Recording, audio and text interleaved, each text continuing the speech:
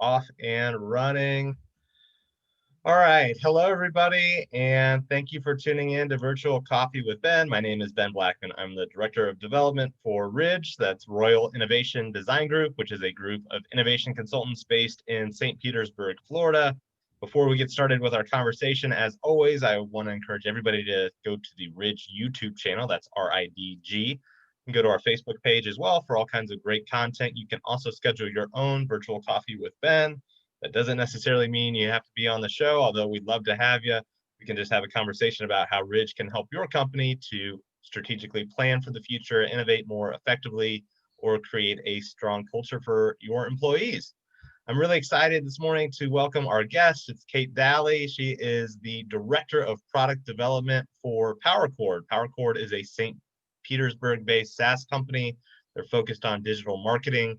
She was also just recently named as a finalist for Tampa Bay Tech's Emerging Tech Leader of the Year. Congratulations on that. Thanks for joining me this morning. How are you? Thanks, Ben. I'm excited and happy to be here, and thank you again for having me. Fantastic. Well, looking through your career thus far, it looks like you've been almost entirely focused on product development. It's obvious that you have a strong passion for product development. I'm curious, at what point in your life did you decide that this is the right career path for me? And what led you eventually to your current role as Director of Product Development for PowerChord? That's a good question. So I kind of looking back, I realized that in college, I wanted to do product development, but I didn't really have the words to describe it at the time. Like I didn't realize that that's what I was describing.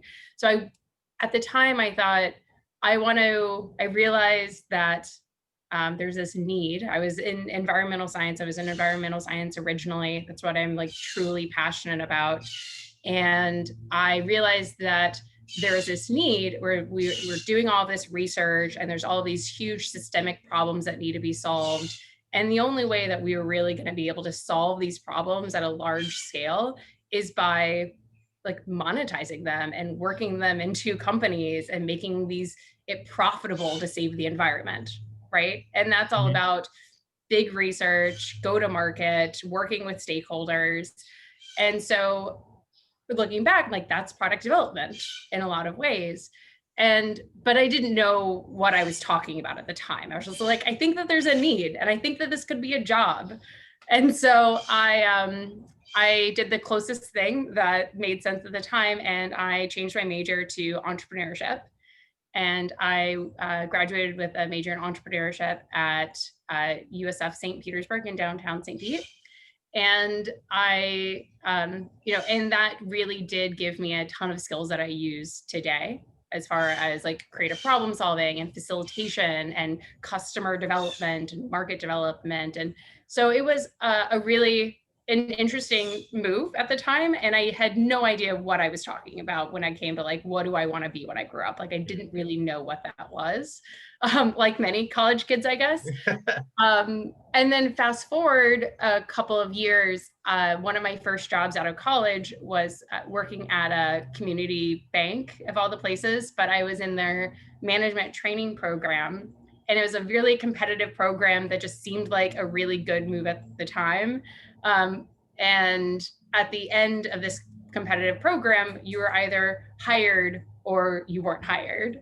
And so after rotating through all the different banks departments, I was hired into their IT team, which was creating a software development department inside of the company.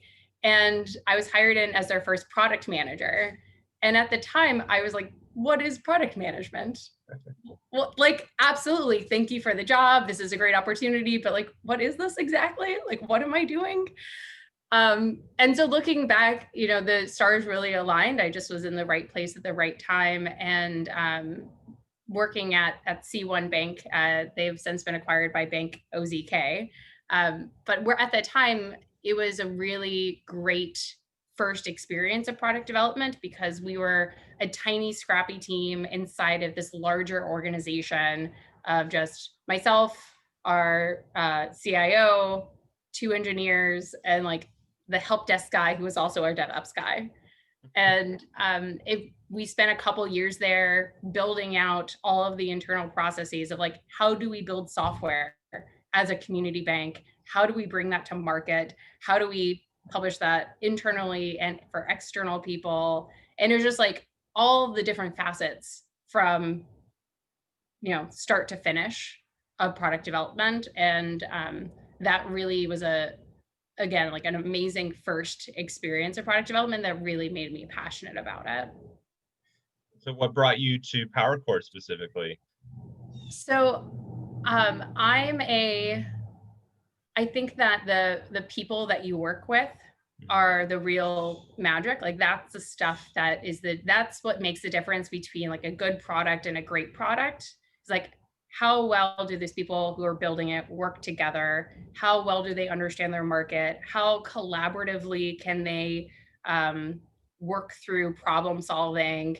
And so the people at PowerChord, I did know a couple of them beforehand and had worked with them at previous places. And it was just the right team.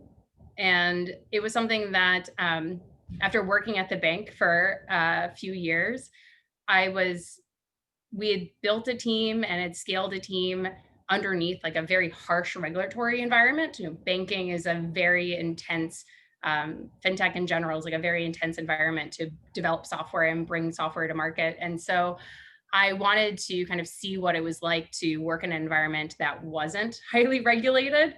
And so I was ready for a change, and the team was at PowerChord that I was really excited to work with. And again, the stars just aligned. And I now have an amazing team that I get to work with every day. And from the engineering team and the product development side, it's just a great group of people. That's great. Now, in the opening, I referred to PowerChord as a SaaS company that's focused on digital marketing, and I realized that is overly simplistic. So, can you explain a little bit more about what PowerChord actually Yeah. does, what you offer to your clients, and then what your objectives and goals are from a product development standpoint? So this is a great question because PowerChord has definitely evolved over the past 2 years. So I started in January of 2019. So I've been there for almost 2 years. And we're really more of like a agency model, executing digital marketing in-house, having some custom development.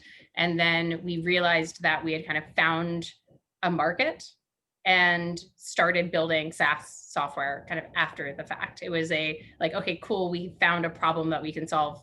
Let's start building software to kind of scale this up. And so I came to PowerChord at a time of kind of evolution. I don't really think it was a pivot. It was really just a big evolutionary step in where they were at the time. And so PowerChord today is, we still execute digital marketing in-house, but the software that we have isn't dependent on our digital marketing. So we have like our market, our large brands that sell through dealership networks. The easiest one that people usually think of is cars, but it's pretty much anything other than cars. So think of like Steel Chainsaws is one of our larger clients. They sell through just dealership networks, Grasshopper lawnmowers, Kubota tractors. So like large things that sell through a dealer network. And I feel like I'm super familiar with mom and pop dealerships now after being there for 2 years. But there's a lot of really interesting problems to solve for these types of businesses because they're selling through these independent channels. And at the same time, they're investing in digital marketing. Usually they're each investing like a kind of investment in some sort of digital marketing programs and other traditional marketing programs. And so what PowerChord provides is this co-branded digital journey for all of that demand generation to go. And so these large brands can have hundreds and hundreds of dealerships, and they want a way to be able to manage all of that online content very easily. They don't want to have to manage 100 landing pages for one digital marketing campaign. They want to be able to manage one landing page that is co-branded automatically, that captures leads, that has a kind of a tailored digital journey based on their products. And so we have kind of that demand capture piece, so that online lead capture piece of our software. And then that's kind of the tip of the iceberg, is where I think all the exciting stuff that's happening is what happens after those leads are captured.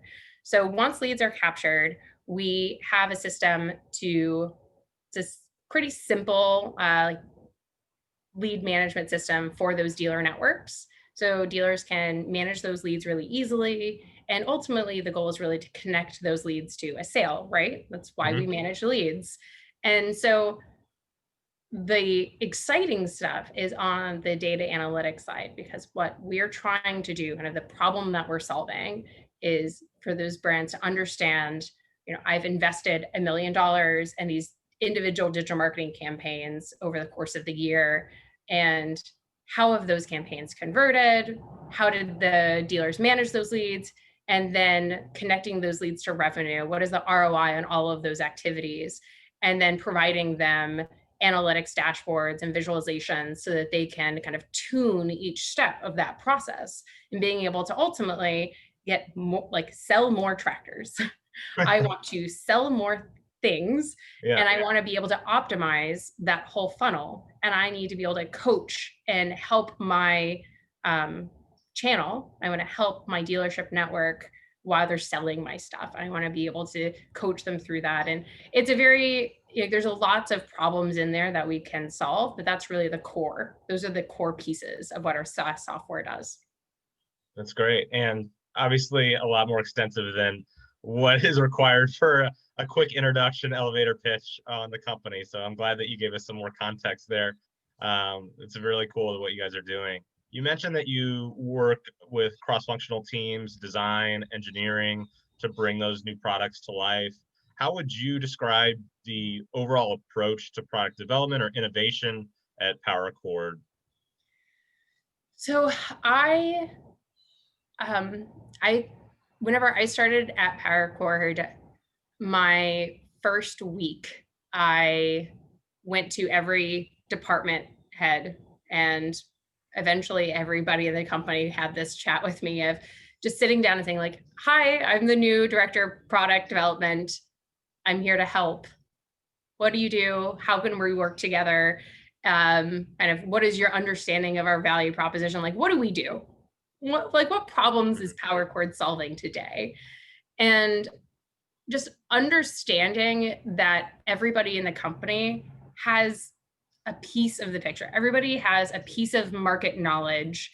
Everybody, some more than others. Like at PowerChord, I would say that one of the things that is really special and unique about PowerChord is that we have so much internal market knowledge. We really have been working with the same industries, the same types of businesses for a couple of decades now. And so that internal knowledge is really valuable. And so we definitely take time to reflect and have hard discussions internally.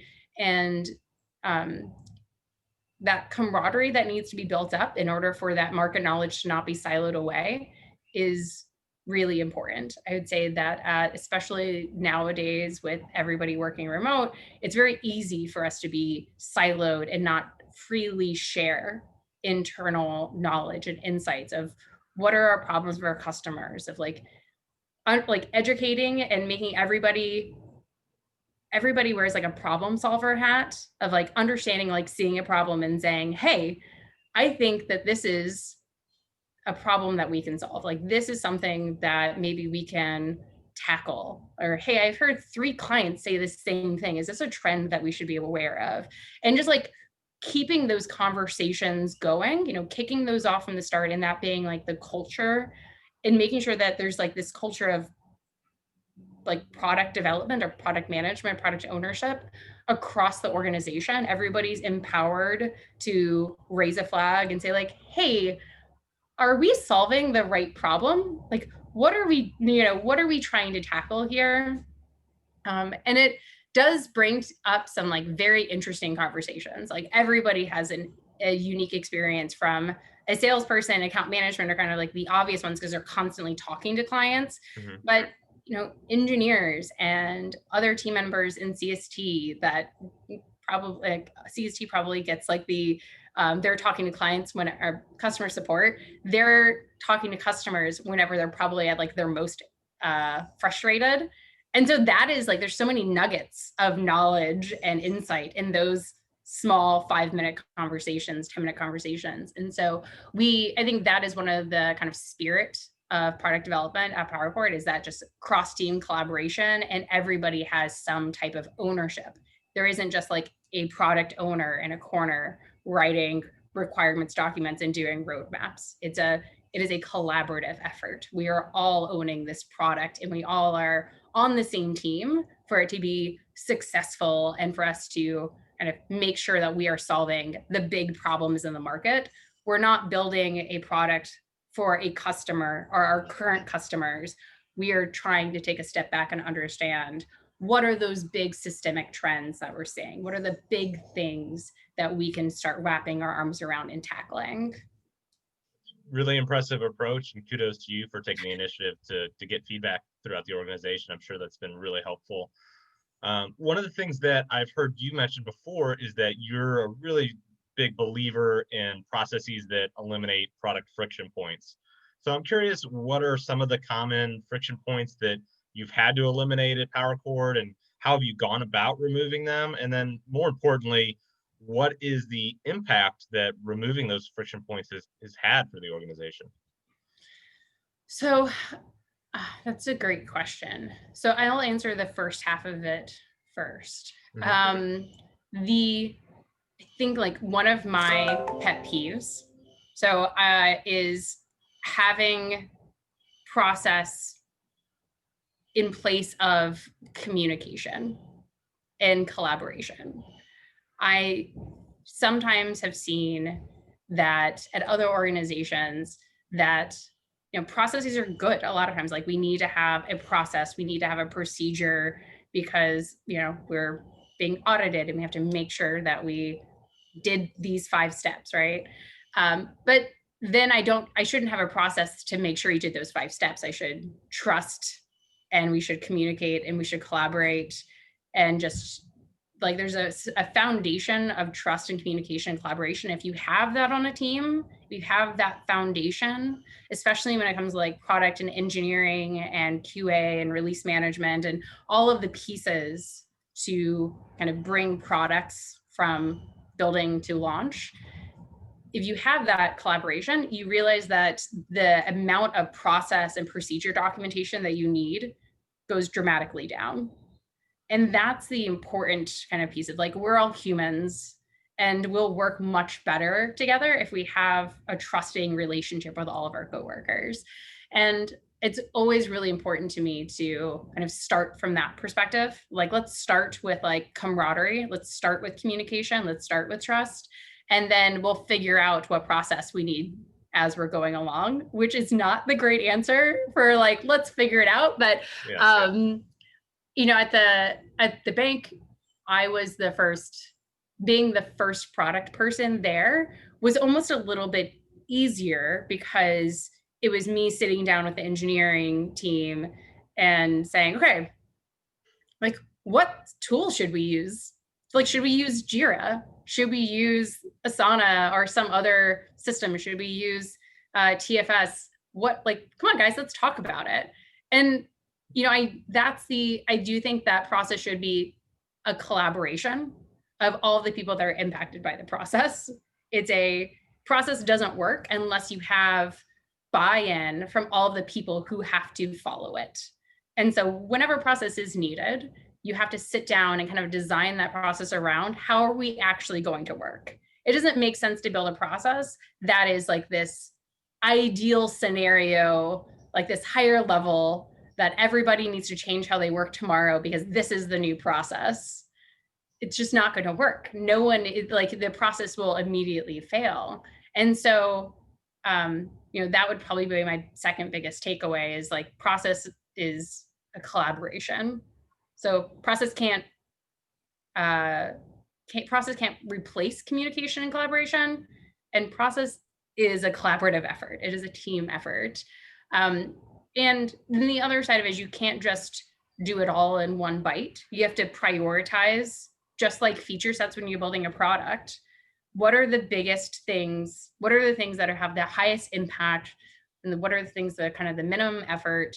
And then weigh those two pieces and say, okay, let's build up this process first. What are the things that are preventing us from being able to build software more efficiently? Let's focus on these pieces first and not try to tackle your entire process from start to finish all in one shot, where it's like, okay, we're going to spend 6 months building a great process, and then we'll be able to bring our product to market in 1 month. Yeah. You know, it's let's kind of take it chunk by chunk while we're going through the motions. And then when I was at the bank, I was also the Scrum Master. So I'm also a believer in, short sprints. Let's iterate. Let's reflect on the process. Let's have a retrospective at the end of a sprint and say, okay, how is our process working? What do we like? What don't we like? Let's make some tweaks. Let's make it better over time.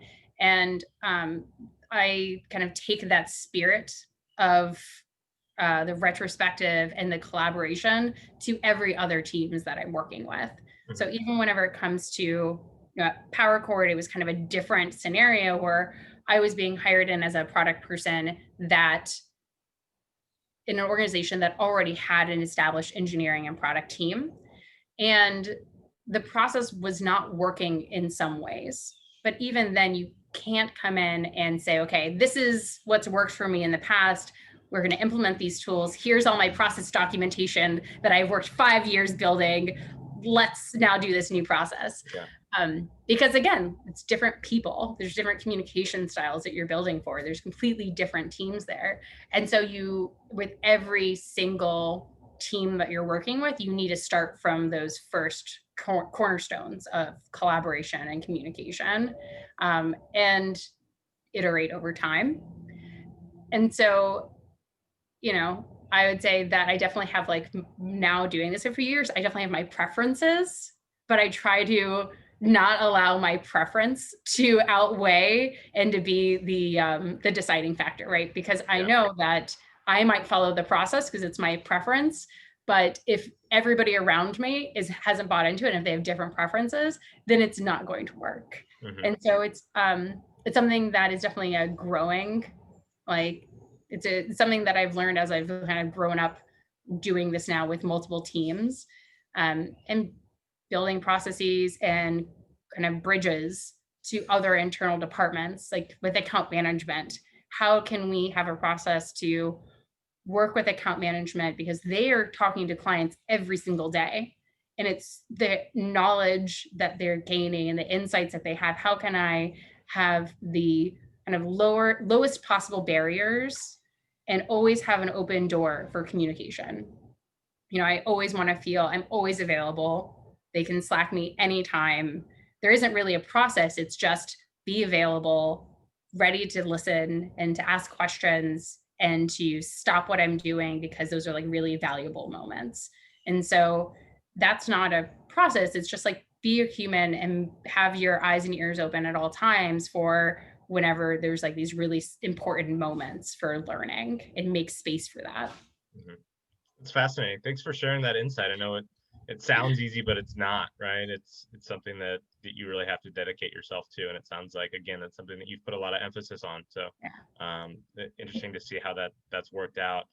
It's definitely, sorry, go ahead. No, go ahead. I was just going to say, it's definitely one of my favorite things. Mm-hmm. And so I can definitely get on a soapbox. But everybody on my team has probably had many brainstorming sessions with me of like, let's just think about how we're doing this. But it's definitely one of my favorite things to talk about. So thank you for asking. And good ideas come from everywhere too. So it's great that you're including everybody cross-functionally at PowerChord. If you are just joining us, you're watching Virtual Coffee with Ben. I'm Ben Blackman, Director of Development for Ridge, and I'm joined today by Kate Dalley. She is the Director of Product Development at PowerChord. If you like what you're hearing, you want more content like this, you can go to our YouTube page. You can also go to our Facebook page and hit the like button, share our content. Stay tuned for more conversations just like this one every Wednesday morning.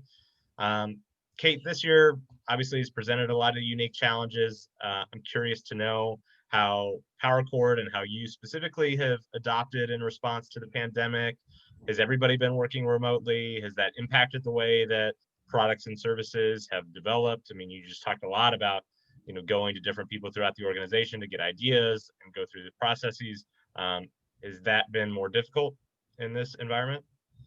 So we have been working remote since March. Our leadership team was very proactive, and I think that was one of the things that, again, like that, the culture of PowerChord is just really very special in the fact that we were very proactive in the early stage.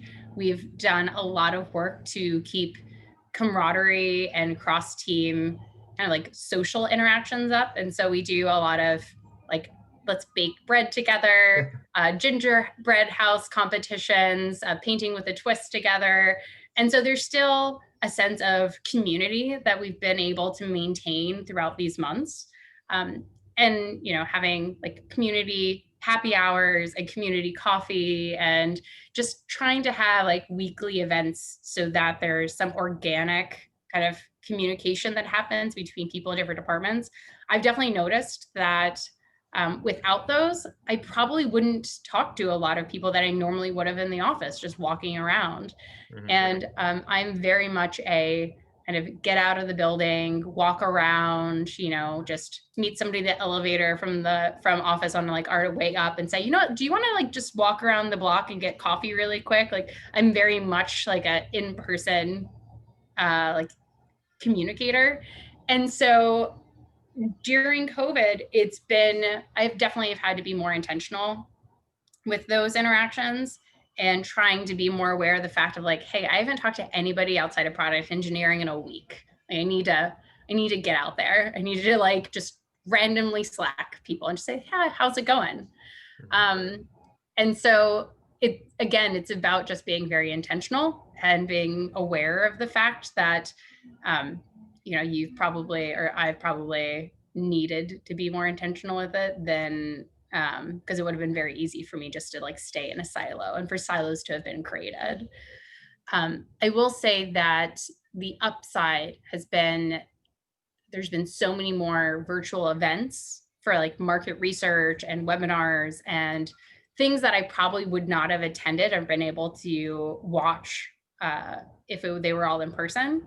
So like the flip side of that is I feel like this year I've been able to do way more market research. I've been able to kind of reach out and gain so much more understanding of our market and work with people like Forrester to like really like push the envelope and understanding larger market trends as related to COVID. And so it's kind of a two-sided coin of I'm losing some of that organic in-person interaction with our internal stakeholders, but because of being at home, there's so many other companies are generating online content. It's been amazing from just a product and engineering perspective, being able to kind of just drink from the fire hose and just constantly, I feel like my days are filled with, a few meetings, and then in between meetings, I'm watching webinars or reading online content and just like filling my time as much as possible that I probably would not have been as diligent to spend that time doing that amount of market research if we were in the office. That's amazing and impressive how organized you've been and diligent about learning more as much as you can. I'm curious, whenever I have guests on that are really focused on listening to the customers about assessing their needs, I like to ask about trends. You mentioned trends that you're looking at. How far in advance do you plan projects? What sort of trends are you keeping your eye on right now as it relates to the industries that you guys serve? So on the planning side of the house, one of the like fun things that we did at the beginning of the year is we started taking some pragmatic marketing training. I don't know if you've ever heard of this framework, but it's just another like product management, product marketing framework. And back in January, my team and I started doing these trainings like in person, and then after that, everything shut down. And so we're like, okay, well, one of our kind of annual goals was to roll out this framework for cross-department collaboration, and planning was a huge piece of that, of like, how can we like have like a road mapping process? How can we have like, what type of planning framework? How can we make this more structured? And so this year we definitely matured our road mapping process, and that like planning process, and having quarterly planning and annual planning. And it's much more of like a structured framework, which has been great, because you don't have to spend time thinking about like, how do we want to do it? It's okay, this is what we need to do type of conversation. And so now I will say that a year ago we were probably doing like quarterly detailed roadmaps, and then like very high level kind of like, here's the list of like priority of what's next, but we're not going to worry too much about kind of when that next list is going to be scheduled. And now we're planning like probably a year out. We just finished our annual planning, and so we have kind of a good idea of the big initiatives that we're going to be executing for the next 12 to 18 months. And it's a great collaborative effort. There's a lot of work that goes into it at the beginning, when it comes to working with internal and external stakeholders and clients, and kind of like just a year of understanding what are the big impactful things that we should be working on in the year ahead. And then sitting down for a day with our engineering leadership and kind of going through that and balancing it with impact and complexity, prioritizing those lists, breaking them down into themes, building out roadmaps. Mm-hmm. And it's a really fun process. Like I kind of leave those days of like hard, intense collaboration like very energized. It's one of the things that you can do to feel like, okay, cool, we have a plan, and because the world is like chaotic, probably this plan is the one thing that will not happen, because that's how the world works, is as soon as you make a plan. But it's okay, we have a guiding light, we know the direction we're going, we can convey that vision to the engineering team, to our internal stakeholders, to our external stakeholders. We're building on top of the momentum we have this year. And that planning process, that like kind of like defined direction, is that 12 to 18 months of like, this is where we're going and why over the next for about lack of a better word, like 2 years. The the big trends that I'm looking at for the next 3 to 5 years are things that we're seeing now, of like, how are our buyers changing? How are it's very easy to kind of like focus planning around your users. Mm-hmm. I'm like, I want to build features to make our users happy. It's very easy to kind of get distracted and that be the primary driver of like planning, is around how are people going to use our software. But whenever I'm taking a step back and looking at like 3 to 5, it's how are our buyers changing? What are who is our buyer? Like, are we getting different types of buyers? I would say that historically, kind of the buyers in our market are the like marketing people, and more it's people in like the sales organization. And so if you're understanding who are your buyers, how are your buyers changing? How are they making their buying decisions today? And how are those buying decisions being impacted by COVID and the fact that online research and online kind of research for like these large, tractors, lawnmowers, that sort of thing, our market specifically, people are still doing a lot of online research. People are still, wanting to have a local dealer relationship, but how are our buyers' buying trends changing? So like our buyer's buyer. Mm-hmm. And like that is kind of those are the things that are changing a lot this year, that are going to be a big impact in the next, that are going to have a huge impact in that like 3 to 5 year direction. And that's, one of the big things that I'm looking at. And then the other side of it is like, there's obviously a ton of technology changes around digital marketing, around that digital journey, that also have a big impact. And so, looking at technology partnerships, I think is is a really important thing that we're doing now, and trying to understand how do we position ourselves to complement and work in that larger ecosystem whenever we know that our buyers have already purchased a lot of other technology systems. And I think this is like one of the very interesting things is like your marketing person, these people in the market that we work in are more and more tech savvy every year. And so 3 to 5 years from now, whenever you're looking at this market, they're likely going to have already like an ecosystem of solutions. And so being a part of that larger ecosystem, being complementary to all of the other kind of levers that they're responsible for, and how can we make their life easier? How can we continuously add value in that longer term, bigger picture? It's been a really great thought exercise. It's been a really fun, I don't know if that's the right word. It's been a really like interesting thought exercises to have with kind of our internal leadership teams and our chief strategy officers and our CEO of PowerChord, of sitting down and trying to figure these problems out. Because there are a lot of monumental shifts in, how consumers are buying, how they're researching online. And so it's about just keeping an open mind and not, I don't know, just being aware and always being like willing to be wrong. Because I do think that, 3 years ago, we would not have been right about half of the things we possibly could have predicted this year. So that's great. Well, we always like to wrap up with what we call the Benny Good Times Fast Five. These are 5 quick questions to allow the viewer to get to know you a little bit more on a personal level. So we'll start with question number 1, which is, what is your favorite thing about the St. Pete, Tampa area? So my favorite thing about this area, I just love that there's always something to do outside. There's always a market or a festival or a craft fair or, a murals being painted. Like there's always a reason to just walk around downtown. Like if you just go for a walk, you'll be surprised by what you stumble upon. And I think it's one of the really magical things about where we live. Great answer. Totally agree with you there. Now, if you had a free ticket to go anywhere in the world, leave St. Pete for a little bit, where would you go? I would really love to spend like 3 months in Africa.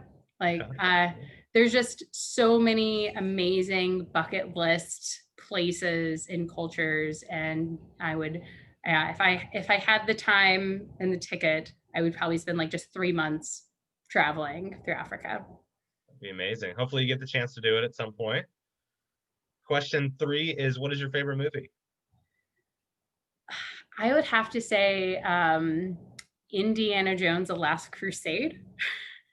Okay. It's so good. It's such a classic. I could watch it 100 times. That is a classic. I won't even ask you about the new Indiana Jones because I know those are very polarizing. A lot of people not a fan of introducing the aliens. So question 4, if you were put on a stage for a talent show that pushed you on stage and made you do something, what would you do? So I struggle with this one because I don't have like a, I don't know, like a traditional talent that people would use in the talent show. So if you pushed me on stage and I had to do something, I would probably do something like, I don't know, like speed origami folding or something. It'd be like, I'll hold 100 cranes in a minute or something like that. That's impressive. I'd kind of like to see that. It's more talent than I have, that's for sure. Then finally, who is your biggest hero or inspiration and why? So this probably sounds very cheesy, but I will say my family have, the different members of my family, I've always looked to them as really strong role models. I have a very strong entrepreneurial spirit in my family. Most of my family members have started their own businesses and are following their passions and have figured out, how to make lives around their passions. And so I think that that's like a very admirable thing to do, of like taking those leaps and Yeah, I look up to them a lot for their bravery and their like ability to kind of grind that out and follow their like life's calling. I think that it's a really special thing. Gotcha. And I actually have a bonus question for you. Tonight is the seventh night of Hanukkah, and I don't know if you celebrate as much as I do, but it's traditional for latkes to have either applesauce or sour cream. I got to know, which side do you fall on here? Both. Okay, that's I would go both too. So Yeah. that's fair. But if you had to have one, If I had to have one, I would probably do sour cream. okay, I'm with you there. But I mean, both is definitely better. Fantastic. Like And I then, feel like the chaotic answer is both, but mix them together, like ooh, not one at a time. Like when I say both, I mean both together. a full blend, applesauce and sour cream. There's a lot of people that are going to hear that and think that's absolutely disgusting. But if you've celebrated Hanukkah your whole life, like we probably have, it happens. Yeah. So to each their own. And then finally, where can people go to find out more about all of the great work that you and your peers are doing at PowerChord? So to find out more about the work we're doing at PowerChord, go to powerchord.com. And I also would love to talk to other people in product development and product management in our town and Tampa Bay area and other places. So if you definitely encourage people to reach out to me on LinkedIn because I am always down to talk about product development and process and team building. And I can attest to that. I reached out to Kate via LinkedIn and she got back to me right away and we developed a great friendship. And I'm so glad that you were able to join us today. It was great talking with you and learning about all the cool things that you guys are doing. So best of luck to you and PowerCore with all of the plans that you have. And hopefully those plans don't get tossed out next year. Hopefully that was all worth it. And again, if you're interested in learning more about Ridge, you can go to our website as well. It's ridge.com, ridg.com. You can, again, subscribe to our YouTube channel for more updates. I want to thank everybody again for tuning in. I hope to see you all next time. Next Wednesday, we'll be joined by the Ridge founder and Chief Innovation Officer, Michelle Royal. She'll be back once again to give us a little update on the end of the year planning that we're going through and maybe a little recap on the crazy year that was 2020. But until then, take care out there. We'll see you next time.